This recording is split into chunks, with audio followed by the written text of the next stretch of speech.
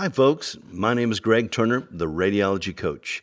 My job is to demystify the enigmatic world of x-rays.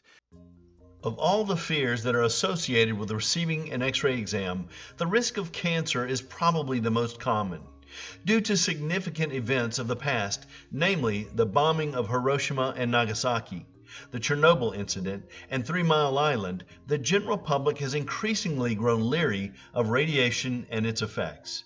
As clarified in our previous video, Radiation versus Radioactivity, there is a distinct difference between radioactive events and exposure to general radiation. So, in explaining the answer to X-rays and cancer, we must first mention that nuclear meltdowns, nuclear bombs, and radioactive incidences are significantly different in their effects on the surrounding populations than medical X-rays. Radioactivity emitted from nuclear reactors, underground radon, and nuclear bombs is in the form of gamma rays. Gamma rays are highly penetrating and concentrated photons that resemble X-rays on steroids.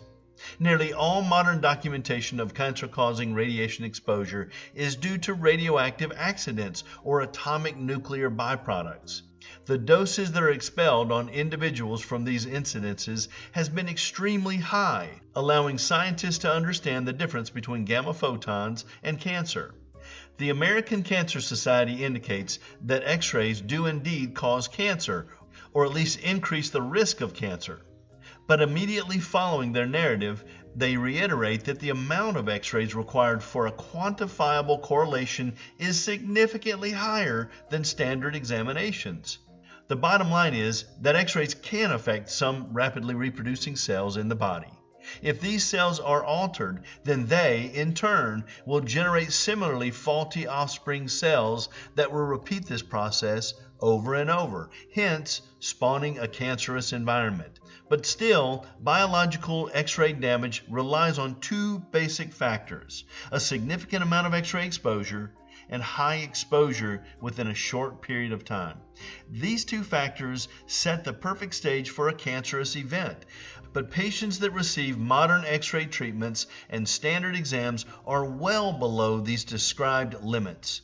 So, in a nutshell, yes, X-rays can cause cancer, but no, they do not cause cancer on a regular basis.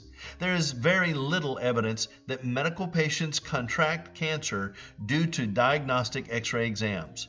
The occurrence is rare and can be very predictable when patients receive scores of testing day in and day out for significant problems. We're not talking about multiple chest X-rays over the course of a week or two. We're referencing multiple CT studies, repeats of nuclear medicine exams, and other highly sophisticated procedures. But within the medical scope, considerations must be made to determine whether or not a patient is better off receiving their diagnostic tests versus allowing their existing conditions to worsen. Cancer is known to be caused by hundreds of different factors, and this tends to exonerate X-rays from receiving undue blame for these conditions. Be safe and cautious when receiving X-ray exams, but also recognize that your testing is always within low exposure limits and that receiving additional studies throughout the year is permissible and safe as well. That concludes this segment on Do X-rays Cause Cancer? If you like this presentation, please select the subscribe button below this video. You can also tap the bell next to it so that we'll notify you when other great videos have posted.